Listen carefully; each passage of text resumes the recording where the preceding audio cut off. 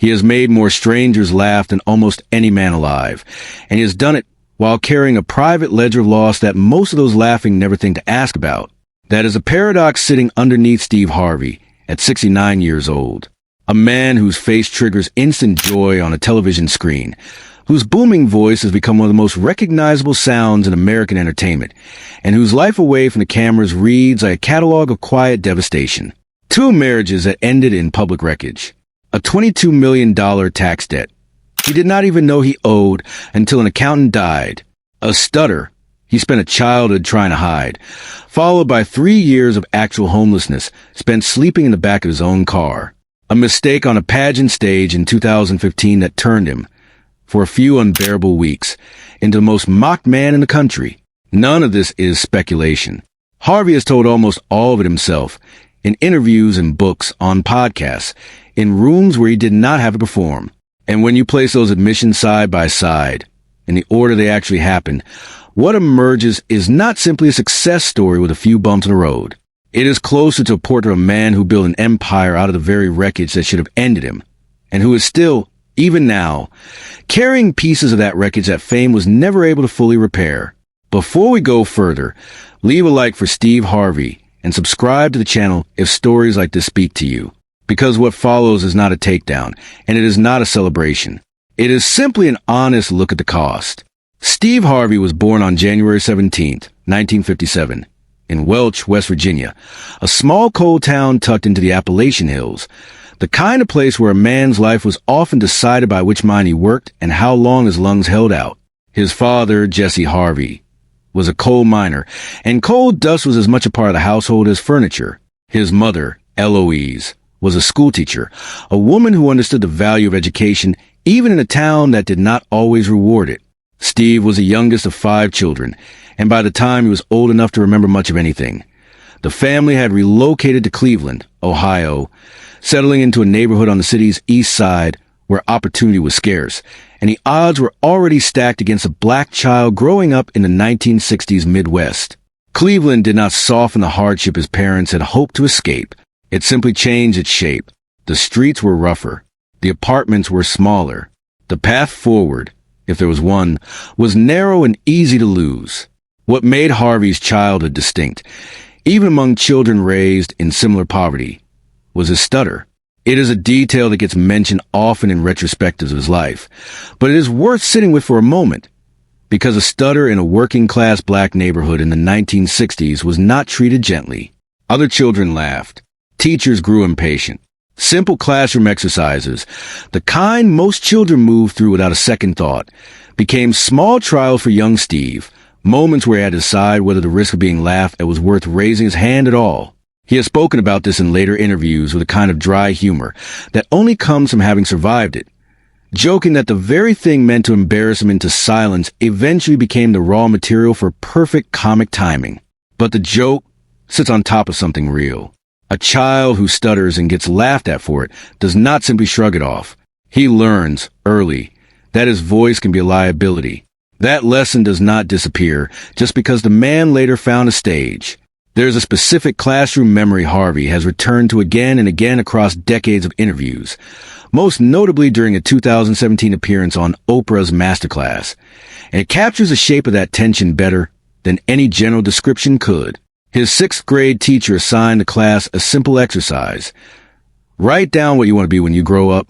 Steve, still working through a severe stutter at the time, wrote that he wanted to be on television. When the teacher collected the papers, she saved it for last, called him to the front of the room, and questioned him in front of his classmates, telling him, in effect, that no one from his family or his neighborhood had ever been on television, and that he never would be either. She then called his parents to report that he had been a smart aleck. His mother came home upset. His father did not. Harvey has recalled his father's response with a kind of reverence he rarely uses for anything else in his life. His father asked what exactly was wrong with the dream, then told him to keep the paper, to read it out loud every morning when he woke up and every night before he went to sleep, and to treat it not as a wish but as a fact that simply had not happened yet. That instruction, repeated silently in a small bedroom for years, became the first real audience Steve Harvey ever performed for, long before any comedy club or television camera existed. He has said, He kept the actual paper with him through the hardest years of his career, using it as a private reminder of exactly what all the hard work, the sacrifice, and the years of homelessness that were still to come were ultimately in service of. And for as long as the teacher was alive, he sent her a television set every Christmas. Not out of cruelty, he has explained, but because he wanted her to see him, wanted the boy she had dismissed to remain visible to her every year of her life. By the time he graduated from Glenville High School in Cleveland in 1974, Harvey had already absorbed essential tension that would define the next several decades of his life, an outsized ambition living inside a body that the world kept telling him did not have room for it. He wanted more than his neighborhood offered. He wanted, specifically, to be on television, a goal so far removed from the reality around him that it must have sounded, to anyone hearing out loud, like the fantasy of a boy who did not yet understand how the world worked. What the world does not always understand is that boys like that sometimes turn out to be right. The years between high school and his first real break in comedy were not glamorous, and Harvey has never tried to dress them up as anything other than what they were, a long stretch of manual labor and false starts. He worked as a mail carrier, delivering letters through Cleveland winters that could freeze a person to the bone. He worked in carpet cleaning, a job that leaves a particular kind of ache in the hands and knees after enough years of it. He sold insurance, going door to door in neighborhoods not unlike the one he grew up in, absorbing rejection after rejection from people who, more often than not, closed the door before he finished his pitch. He even spent time as an amateur boxer and worked briefly as a mechanic. None of these jobs were chosen because he loved them. They were chosen because rent does not wait for a dream to mature, and a man has to eat while he figures out what he is actually meant to do with his life. None of those jobs came with much dignity attached, and Harvey has never pretended otherwise. Delivering mail meant walking the same routes through Cleveland's harshest winters, the kind of cold that gets into a person's joints and stays there. Carpet cleaning meant long days on his knees in other people's houses, breathing in chemical fumes, coming home with his hands raw and his back aching, for a wage that barely covered the basics. Selling insurance door to door meant absorbing rejection as a daily occupation, knocking on strangers' doors and watching most of them close before he finished his second sentence, a slow erosion of confidence disguised as a job. He even trained for a stretch as an amateur boxer and worked briefly as a mechanic, taking whatever paid that week. None of it was chosen out of passion. It was chosen because a young man with no safety net does not get to wait for the right opportunity. He has to keep the lights on while he searches for it. And in Harvey's case, that search stretched on for years without any guarantee it would ever lead anywhere. What he was meant to do, it turned out, was stand in front of a room and make it laugh. In 1985, a friend pushed him toward an open mic night in Cleveland, and Harvey, by his own account, walked onto that small stage carrying more fear than confidence. The first joke landed rough. Then something shifted, and the room started laughing with him instead of waiting to see if he would embarrass himself. He walked away that night with $50 in his pocket, and he has described that $50 many times since, not as a fortune, but as permission. Permission to believe that the thing he had wanted since childhood might not be a fantasy after all. Soon after, he quit his day job. It was not a decision made from a place of financial security. It was a decision made from a kind of desperate faith, the sort that only makes sense in hindsight, once you already know how the story ends. For roughly the next 3 years, that faith came at a steep and very literal price. Harvey has spoken openly, in multiple interviews over the years, about the stretch of his life when he was effectively homeless, living out a 1976 Ford, sleeping in the back seat between comedy gigs that paid just enough to keep gas in the tank, and not much more. He has described washing up in public restrooms and gas station sinks, keeping food in a cooler when there was enough money to buy any, and waking each morning with the particular exhaustion of a man who has to pretend, to himself as much as to anyone else, that he still has a plan. This was not a metaphorical struggle. It was a man in his late 20s, with real bills and real hunger, betting everything on a stage career that had not yet proven it would pay off. He has said, in interviews reflecting on that period, that a few hard days can be endured with relative ease, but years of hard days start to wear on a person's faith in a different, more corrosive way. It is one thing to struggle for a season. It is another to struggle long enough that struggle itself starts to feel like the permanent condition of your life. There's a particular kind of loneliness embedded in that period that rarely makes it into the highlight reel version of Harvey's biography. It is not simply that he lacked money. It is that he had to perform confidence and joy on stage most nights while returning, afterward, to a cramped back seat and a windshield fog with his own breath, with no one there to witness the gap between the two versions of himself. Comedy clubs do not pay much to unknown acts, and travel between cities eats whatever set does pay, which meant the cycle rarely broke. Drive, perform, sleep in the car, wake up, repeat. He has credited a couple, Rich and Becky Liz, with helping him survive parts of this stretch, offering him carpet cleaning work when gigs were scarce, and extending him credit for travel when he had nothing left to draw on. Years later, recalling their kindness in public, Harvey has grown visibly emotional, aware of how easily that period could have ended his career, or worse, before it ever really began. The turning point, as Harvey has told it, came down to a phone call he almost made and did not need to. On a night when he was ready to call his father and admit defeat, he checked his answer machine first and found 2 paid gigs waiting for him, one in Jacksonville and one the following night for similar money. It was not a life-changing sum by any objective measure, but it was enough to fund the trip toward New York and, eventually, toward showtime at the Apollo, the storied stage in Harlem that has served as a proving ground for black performers for generations. In 1990, Harvey became a finalist in the Johnny Walker National Comedy Search, a moment that marked his real arrival on a national stage. The stutter that had marked him as a child was, by then, replaced by a voice that could command a room of strangers and hold it. From there, the career moved with momentum that must have felt, after years of scraping by, almost dizzying.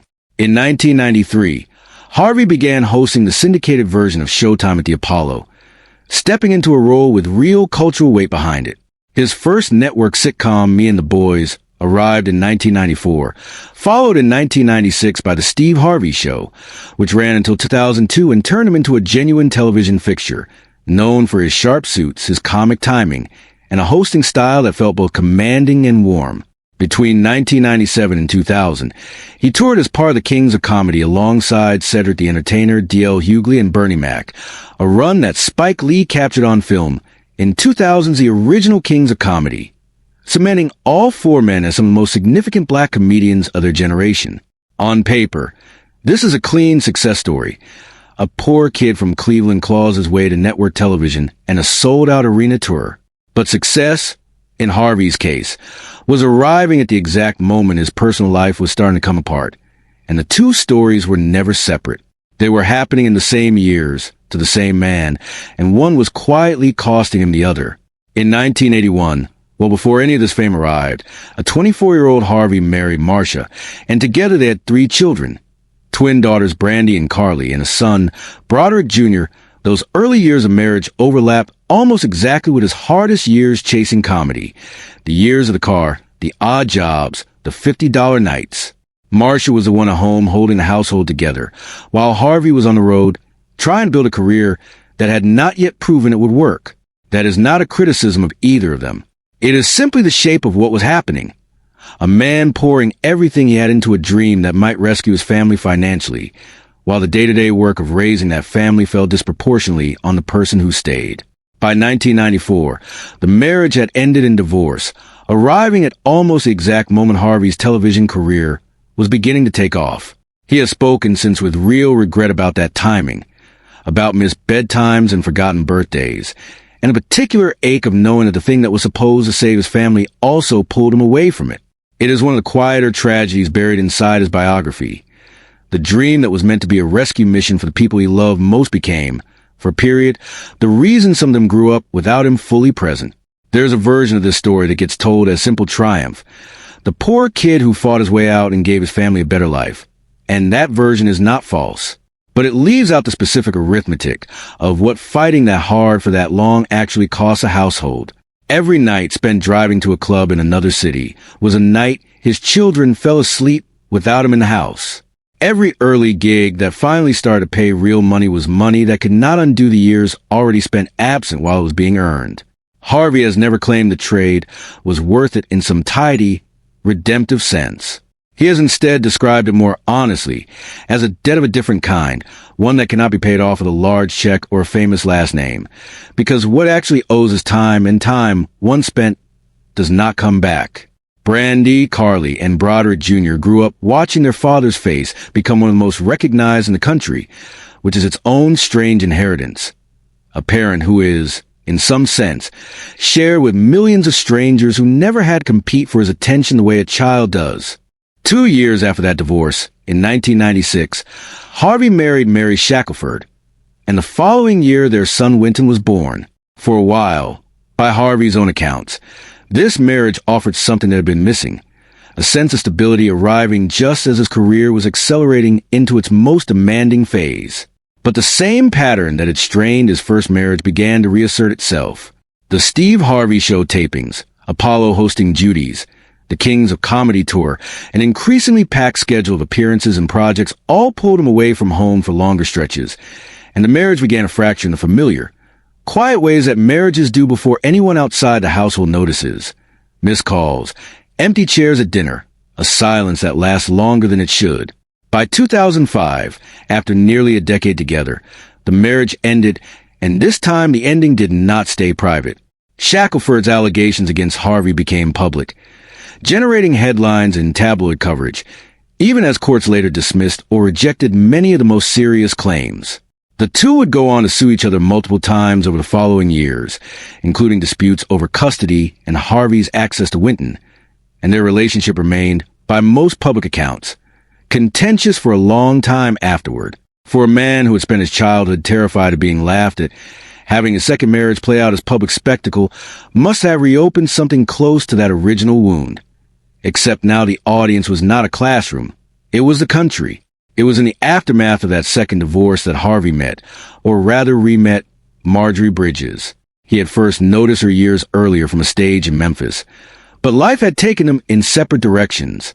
In 2005, as the second marriage was collapsing publicly, they reconnected, and in 2007, at 50 years old, Harvey married her. It is a detail worth sitting with, because it means a marriage that would go on to become the most stable relationship of his adult life began at almost the exact moment his finances were about to fall apart in a way he did not yet understand. Shortly after marrying Marjorie, Harvey's accountant died. What followed, as Harvey has described it in interviews, including a widely discussed 2022 appearance on the Earn Your Leisure podcast with hosts Rashad Bilal and Troy Millings, was a discovery of a scheme that had been quietly unfolding for 7 years. His accountant, and the people working under him, had been collecting checks Harvey had written to cover his taxes and simply keeping the money instead of turning it over to the government. Harvey has said he found out about the scheme almost by accident, when a colleague of the deceased accountant discovered a box of unfiled tax paperwork with checks still stapled to forms, uncashed, unfiled, 7 years' worth of financial obligations that had simply never been met. The number that surfaced was staggering. $22 million owed to the Internal Revenue Service, a debt Harvey has said he had no idea existed until the moment it landed on him in full. He has described sitting his new wife down to tell her, terrified that a marriage barely underway might not survive a financial catastrophe of that size. According to interviews he gave to Essence magazine and later recounted publicly, friends had advised him not to tell Marjorie at all, warning him that no one sticks around for a mess like that. He told her anyway. She stayed. Over roughly the next 7 years, Harvey has said he paid the IRS around $650,000 a month, taking every gig, every hosting job, every contract he could find, grinding through a debt that would have broken most people's spirit, let alone their finances. He has credited a major deal that came through around 2012 with finally allowing him to clear the balance and, in his words, get free. It is worth pausing on what that period actually required of him. This was not simply a man writing a large check once and moving on. It was 7 years of sustained, relentless work, undertaken specifically because the alternative was losing everything he had spent a lifetime building, potentially including the marriage that had just started to give him something resembling peace. The public saw a comedian whose career was, by that point, thriving. Family Feud, which Harvey took over as host in 2010, was climbing in the ratings and would go on to become one of the most successful iterations of the show in its history. What the public did not see in real time was a man whose every paycheck during those years had a destination before it ever reached his hands. A debt following him into every green room and every studio, invisible to the audience laughing along at home. There is something almost disorienting about the mechanics of how the debt accumulated in the first place. Harvey was not accused of dodging his taxes or hiding income. By his own account, he had done exactly what a responsible earner is supposed to do: sign the forms, write the checks, and hand the paperwork to the professionals he trusted to file it. The betrayal happened entirely behind his back over the course of 7 years, with the checks simply never reaching the government at all. He has described the discovery almost like an accident of fate, a colleague of the deceased accountant stumbling across a box of unfiled returns on the floor of an office. Forms signed, checks stapled to them, none of it ever submitted. It meant that a debt Harvey believed he had already paid, year after year, had in fact been quietly compounding the entire time, waiting to surface at the worst possible moment, just as he was trying to build something stable with Marjorie. He has said plainly that he thought in that period he might lose everything: the money, the properties, and quite possibly the marriage itself, since he had been warned by people close to him that no new spouse should reasonably be expected to stay through a catastrophe of that size. The fact that Marjorie did stay and that the two of them face the IRS together rather than separately is part of why Harvey has described her, in interview after interview since, as one of the defining stabilizing forces of his adult life. It does not erase the 7 years of $650,000 monthly payments, or the sustained anxiety of not knowing, for years at a stretch, whether the debt would ever actually clear. It simply means he did not carry it entirely alone. Then came 2015, and a mistake that had nothing to do with money, and everything to do with the fear that had shaped Harvey since childhood. The fear of being humiliated in front of a room. Hosting the Miss Universe pageant that December, Harvey misread the card and announced the wrong winner, a moment of live television error that spread within minutes and dominated headlines for weeks. For a performer who had spent his entire career mastering the mechanics of live audiences, of split-second timing, of controlling a room, the mistake landed with particular cruelty. It was not simply an error. It was, for a few unbearable weeks, exactly the kind of public ridicule that a stuttering child in a Cleveland classroom had once been taught to fear above almost everything else. Memes multiplied. Late-night hosts built segments around it. Harvey, to his credit, did not disappear or deflect. He returned to the stage, held up the card, and told the audience plainly that the mistake was his. That kind of public accountability did not spare him from a mockery that followed. But it is worth noting as part of the full picture, because it reflects a pattern that shows up again and again across his setbacks. Rather than hide from his failures, Harvey has tended to stand in front of them, in public, and own them by name. A similar pattern showed up again in 2019, when his daytime talk show, Steve, came to an end after a 5-season run. The show had represented something more personal to Harvey than a standard hosting gig. It had been a platform for him to turn the hard lessons of his own life into something resembling counsel for other people, an attempt to translate decades of struggle into guidance that might spare someone else the same pain. Its cancellation carried the particular sting that comes with any ending delivered through a headline, the sense that years of work can be reduced, almost overnight, to a single line of industry news. On the show's final broadcast, Harvey chose to frame the ending not as an erasure, but as a chapter closing, describing life as a book with good chapters and bad ones, and himself as a man with his finger on the corner of the next page, ready to turn it. It is a graceful image, and by most account an honest one. But grace does not eliminate fatigue, and a man who has now absorbed the end of 2 marriages, a $22 million financial catastrophe, and a globally mocked on-air mistake, all before this particular ending, is entitled to have felt something heavier than the calm philosophy he offered on camera. Through all of it, the relationship with Marjorie has remained the through line of Harvey's later life, and by his own repeated description, the thing that steadied him most. Their marriage blended his 3 children from his first marriage, Marjorie's children from her own previous relationship, including her daughter Lori Harvey, who has gone on to build her own public profile, and Winton, Harvey's son from his second marriage, into a single extended family. Harvey has spoken about the slow, deliberate work of earning trust within that blended household, of the word step standing for a while like a small wall between him and children who had not chosen the way he had chosen their mother. In a widely shared 2015 television moment, Marjorie's son Jason publicly thanked Harvey for giving him his name and for being the father figure he needed, a tribute that visibly moved Harvey to tears in front of a live audience, a rare instance of the practice performer having no line ready, no joke to soften the moment. It is one of the more genuinely tender documented instances in Harvey's public life, and says something important, that the family he eventually built through patience and repetition mattered to him in a way that no professional achievement, however large, seemed to replace.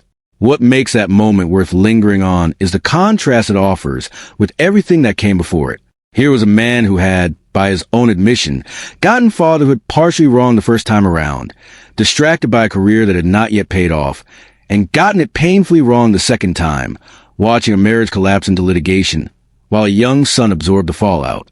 By the time Jason stood up in that room and thanked him, Harvey was not simply receiving praise. He was receiving proof, delivered by a child who had every reason to remain guarded, that the slow work of showing up consistently, of earning a title rather than assuming it, had actually landed.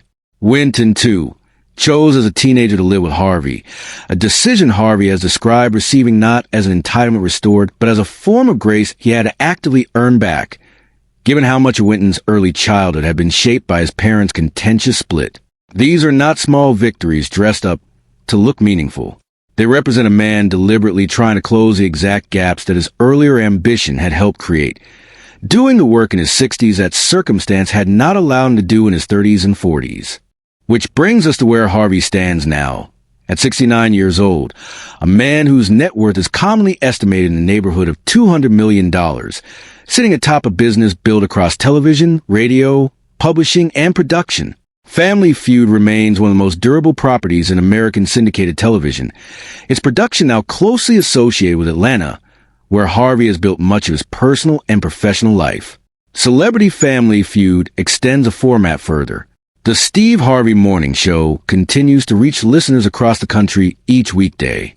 Steve Harvey Global oversees an expanding media portfolio, and international versions of Family Feud have launched in multiple countries, extending his reach well beyond American television screens. His bibliography, including Act Like a Lady, Think Like a Man in 2009, Straight Talk, No Chaser in 2010, Act Like a Success in 2014, and Jump in 2016, has sold widely and been adapted into film, turning hard-earned personal lessons into a genre relationship advice that millions of readers have looked to for guidance. Beyond the business, Harvey has directed real resources toward mentoring young men, particularly boys growing up without steady father figures, through programs that bring them together for structured camps focused on discipline, confidence, and presence, a mission that mirrors, unmistakably, the private healing he has described going through in his own blended family. It is not difficult to see the through line between the boy whose own father stepped in with quiet encouragement after a teacher tried to humiliate him, and the grown man now spending part of each year making sure other fatherless boys have someone standing in that same gap. He has spoken about wanting these young men to hear, directly and without filters, that the world's early judgment of them is not a verdict, a message that only carries the weight it does because he is the one delivering it. Having lived the exact doubt he is now trying to counteract in someone else's childhood. None of this business success or philanthropic work has made Harvey immune to particular indignities that come with aging in public. Late in 2024, a fabricated news article, generated by artificial intelligence and spread across social platforms and content aggregators, falsely reported that Harvey had died, forcing representatives to step in and confirm, once again, that he remained alive and actively working.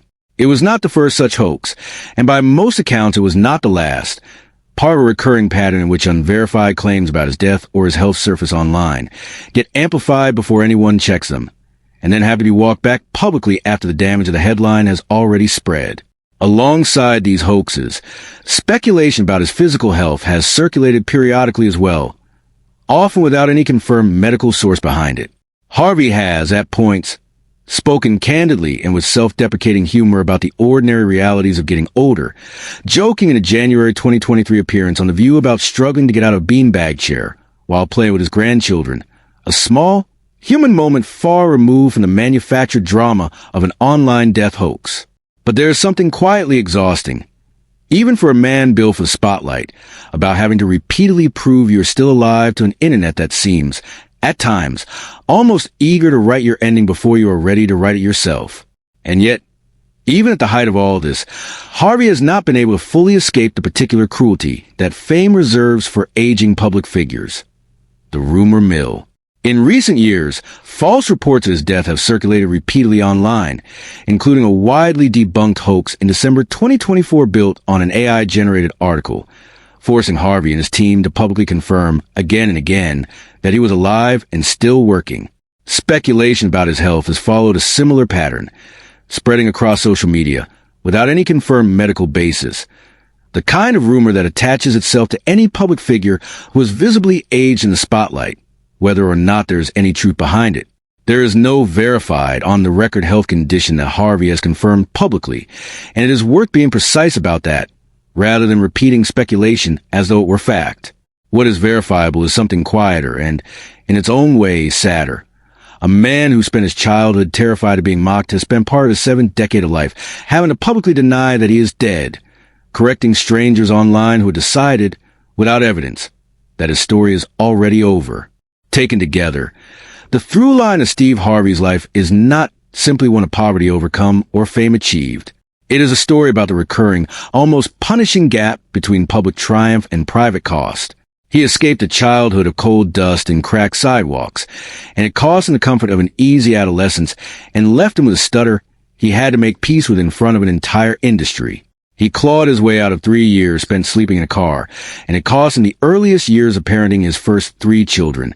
Years, he has said, he cannot get back no matter how successful he later became. He built 2 marriages that for a time offered him the family life he had been chasing since childhood, and both ended in ways that played out, at least partially, in public view, the second one dragging him through years of litigation and headlines.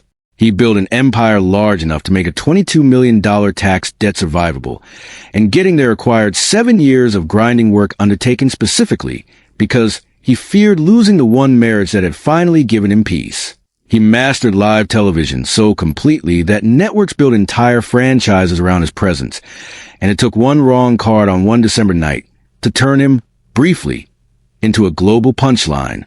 Even now, deep into a life that by any external measure looks like triumph, he cannot fully escape the internet's appetite for premature obituaries and unverified health rumors. None of this erases what Harvey has built, and it would be a disservice to reduce his life to only its wounds.